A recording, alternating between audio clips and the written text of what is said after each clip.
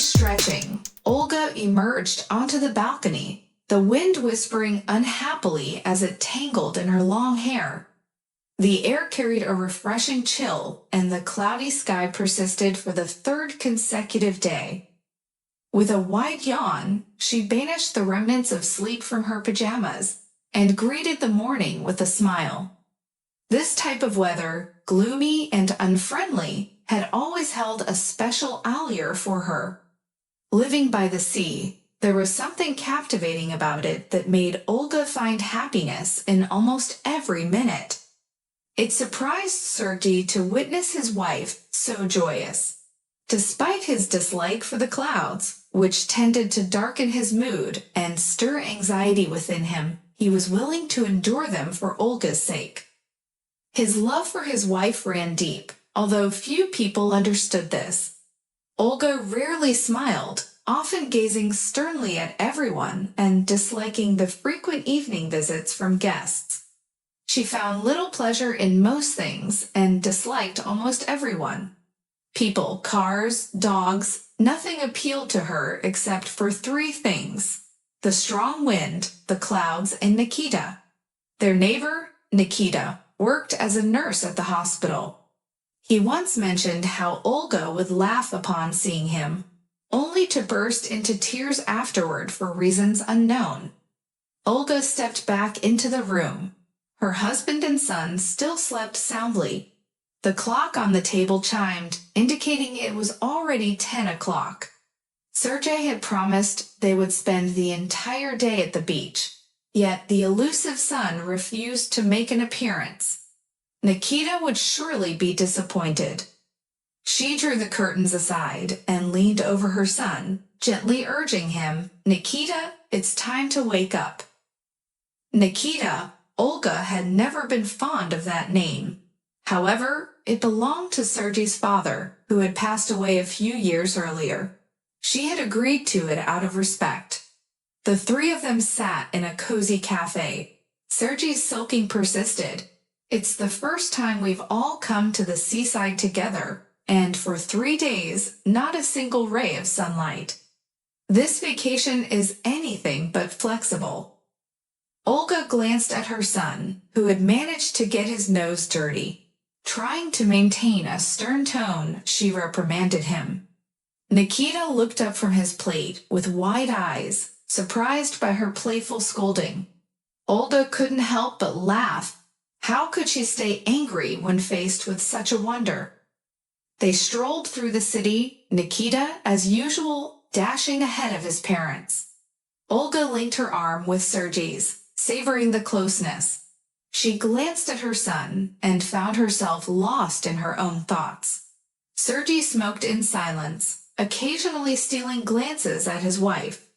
Eventually, they reached a merry-go-round. Nikita eagerly took Sergei's hand and tugged him in a different direction. Left alone, Olga settled onto a bench and watched them intently. Nikita was now 5.5 years old. His birth had come as a surprise, arriving the year after their wedding. He was a beautiful child, although he bore little resemblance to his parents. Well, except for his mother's blonde hair.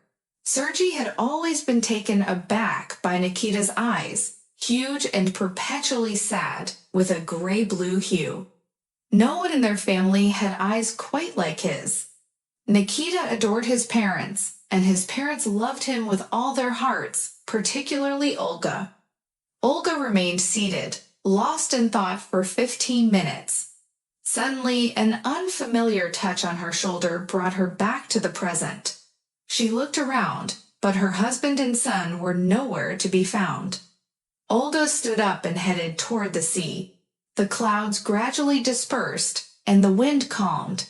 Removing her cloak, she settled on the sand. Despite her young age, Olga possessed an unusual attractiveness. Men often cast admiring glances as she walked the streets with Nikita. At 26, she had already built a successful career.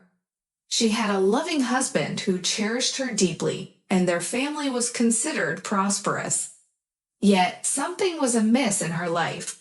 Perhaps? No, she promised herself she wouldn't dwell on it any longer. The sun slowly descended toward the horizon, and hunger prompted Olga to seek refuge in a nearby diner, seeking a brief respite from her husband. As she approached the establishment, she noticed a tour bus parked nearby, the kind used to transport tourists on excursions. The door swung open, releasing a pungent tobacco scent. She found an available table and began observing the people around her. The evening was unusually vibrant, filled with laughter and boisterous conversations. A sense of familiarity tinged her soul. Suddenly, a joyful voice called out from above, "Olia?" She raised her head and beamed with delight. Pashka. It had been 8 years since they last saw each other. They had been close friends. He was the one person she could always rely on, who listened, comforted, advised, and protected.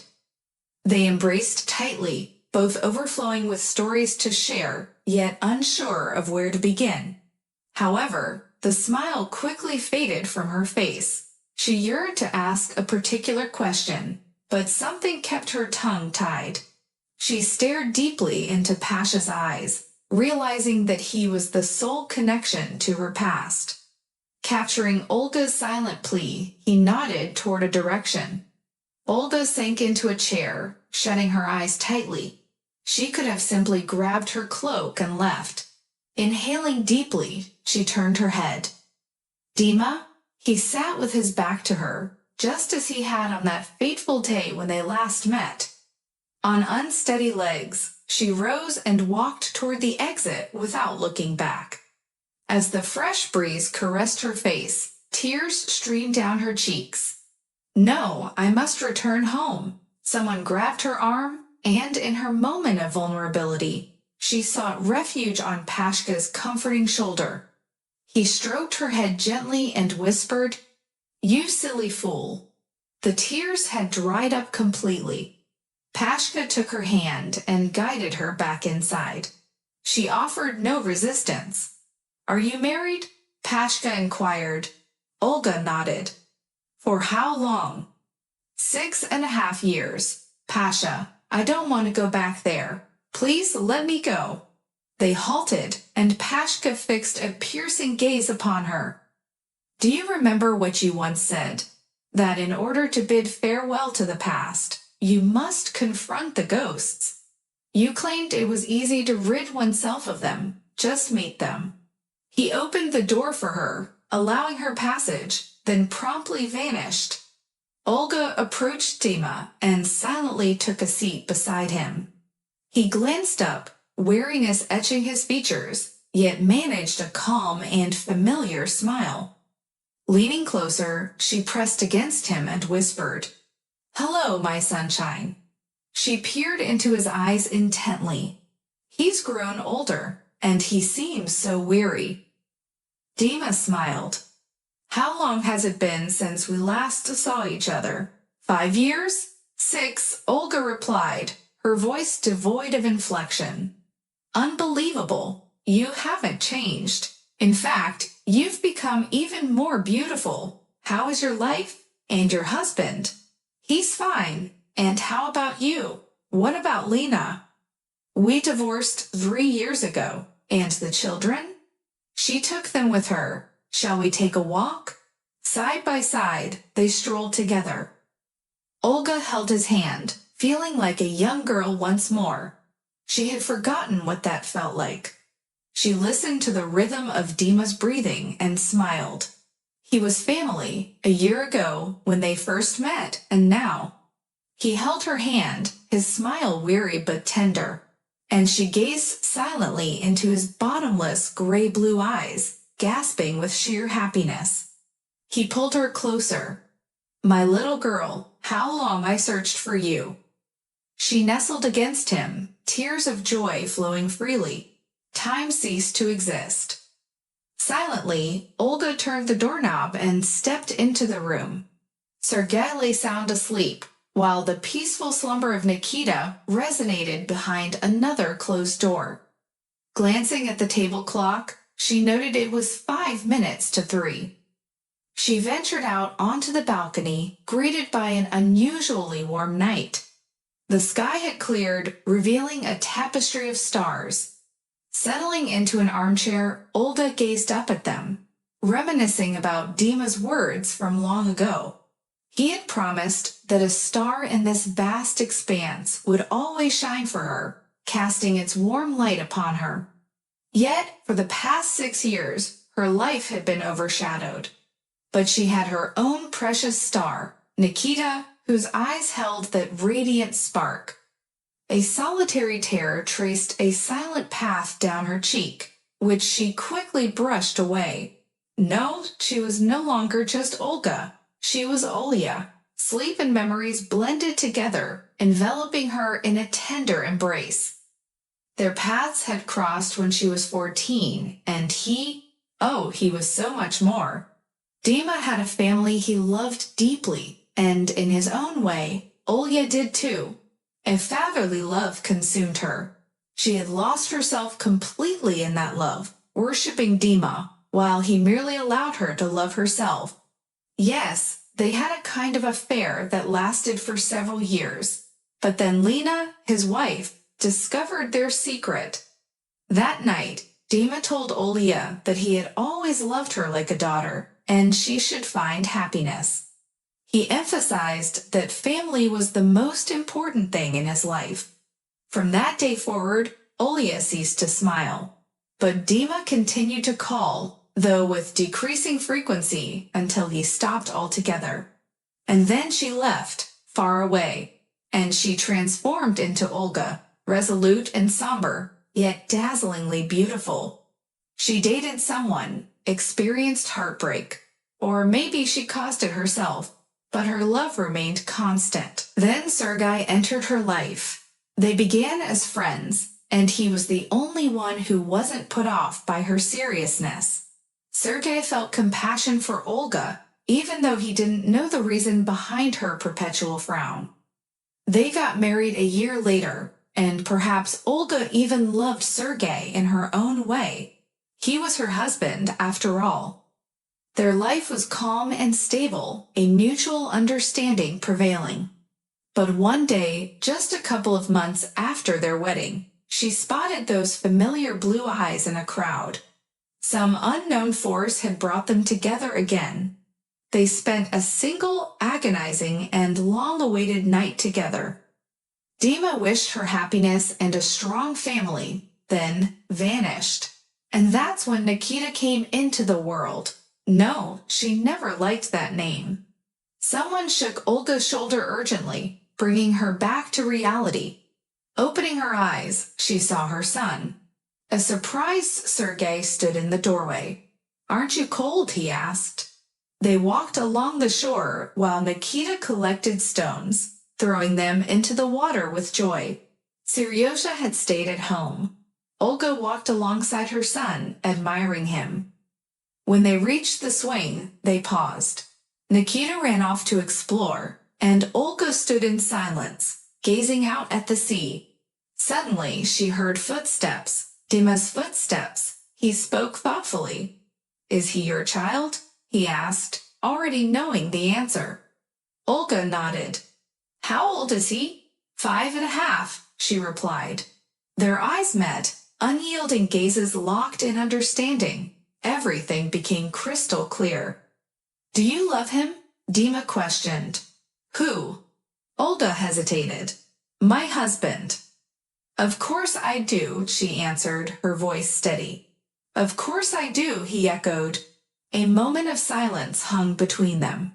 Olga had once read a phrase that she found little faith in: "True love is singular, while imitations are countless."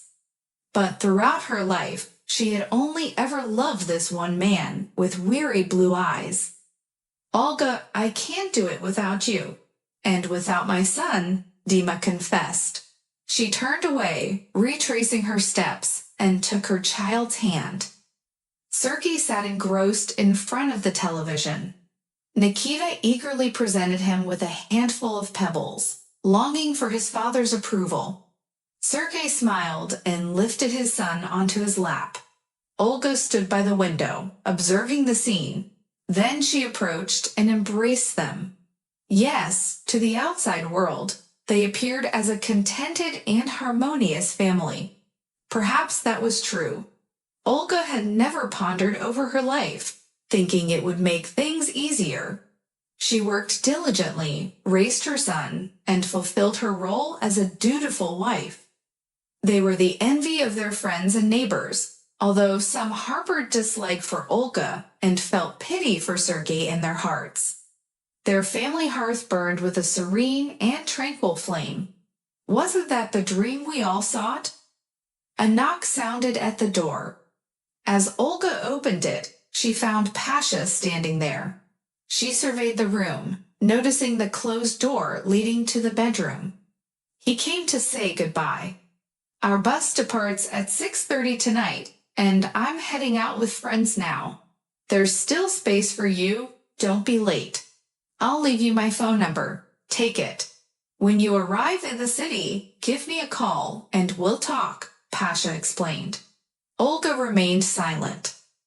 All right, goodbye. Pasha lightly kissed her. Give my regards to your son. And damn it, I envy Dimka. Olga closed the door. In 4 hours, she and Nikita would board a bus, leaving their current life behind forever. The dream that had haunted them for 12 years would finally come true. Yes, they still needed to pack Nikita's belongings. Did someone visit? Sergei asked, his son in his arms, his gaze filled with concern. Olga shook her head and hastily tucked Pasha's note into her pocket. 3 hours later, she sat in an armchair, staring blankly at the wall. Sergei had left to fetch pizza and cigarettes. Nikita was asleep. Glancing at her watch, Olga noted that the cab would arrive in a few minutes. It was time to pack. Their bag had been waiting in the hallway, brimming with anticipation for the impending journey, as only travel bags and suitcases can. Impatient honking pierced the air outside the window. Olga rose from her seat, hesitating for a moment. Should she leave a note? Sergei briefly flashed before her eyes, calmly entering the room and retrieving a piece of paper from the table. A strange tingling in her nose interrupted her train of thought. No, she couldn't think about that now. Carefully cradling her son to avoid waking him, she exited the room. A few minutes later, she heard the sound of a car fading into the distance. Incoherent images flickered through her mind, disjointed and fragmented. Dima's calm and tender smile upon their first meeting, their secret encounters always shrouded in haste. The endless nights spent weeping, her face buried in a pillow. Then the birth of her son, the most precious being in the world. Their car had long ceased moving. Nikita awakened, silently peering out the window, without uttering a word. Just like his mother, serene and quiet. Seated in the car, Olga observed people approaching the bus with their luggage. Dima's colleagues, each face etched in her memory. And there he was as well, anxiously scanning the surroundings, standing near the entrance. He had once told Olia that she should burn bridges behind her. Now, gazing into his eyes, the enigma she had never deciphered in 12 years, she felt a lingering connection to happiness. Olga scrutinized her own face, attempting to capture every wrinkle. Soon, she and Nikita would step out of the car and, "Take us back," she calmly instructed the driver. The engine hummed. She took one last glance around. Moments later, the departing bus's rumble reached her ears. She knew she would never see these people again, never return to their lives. Sergei greeted them, a touch perplexed. "Did something happen? You didn't even leave a note." Silently, she embraced him. Olga sat on the balcony, her gaze fixed upon the night sky. Nikita and Sergei had long drifted into slumber. Somewhere among the stars, Someone great had once proclaimed that marriages were forged in heaven. She had never loved her husband, yet their lives remained entwined by an eternal thread. Her destiny had long been predetermined, though not in the manner she had dreamt of as a child. The only remaining link to Olga's past life, the life in which laughter resounded with unrestrained joy, was Nikita. But no, her hand reached into her pocket, retrieving a folded piece of paper. 6 numbers, inscribed in Pasha's handwriting. Her fingers leisurely tore the paper into countless fragments. The entire sky was bedecked with stars, radiating a steadfast glow much like her entire life. Perhaps their numbers would dwindle over time, but Olga closed her eyes, and a voice softly whispered in her heart, "One of them will forever shine for you." Thank you for watching. I hope it was interesting. See you in the next story. Goodbye.